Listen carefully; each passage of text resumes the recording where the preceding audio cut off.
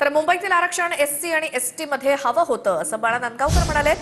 3 साठी आरक्षण टाकलं पाहिजे होतं, ते त्यांनी टाकलं नाही असं नांदगावकर म्हणाले। त्यामुळे ठाकरेंच्या सेनेनं घेतलेला आक्षेप हा योग्य आहे असं बाळा नांदगावकर म्हणाले। मुंबई महानगरपालिकेचं आरक्षण जे आहे हे मागच्या वेळेला ओपन मध्ये होतं आणि त्याला किशोरीताई पेडणेकर या महापौर झाल्या होत्या। यावेळेला ओपनचं आरक्षण टाकलंच नाही पाहिजे होतं। यावेळेला ओबीसी किंवा एसटीचं आरक्षण टाकलं पाहिजे होतं।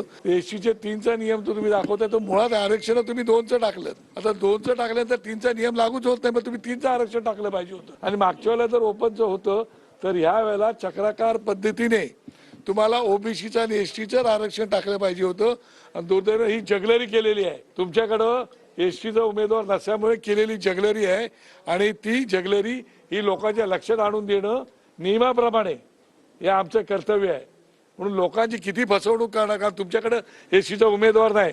ठाकरे सेनेने घेतलेला अत्यंत योग्य असा तो आक्षेप आहे आणि त्याच्याबद्दल माझं त्याबद्दल त्या जे काही जगलरी केले त्याच्यावरती ऑब्जेक्शन आहे। मुंबईमध्ये जे आरक्षण काढलं गेलं ते सुद्धा एसटीसाठी ज्यावेळेस नावं टाकले गेलेत, एसटीचे महानगरपालिका ठरवलेत त्यावेळेस त्यामध्ये मुंबईचा समावेश नव्हता।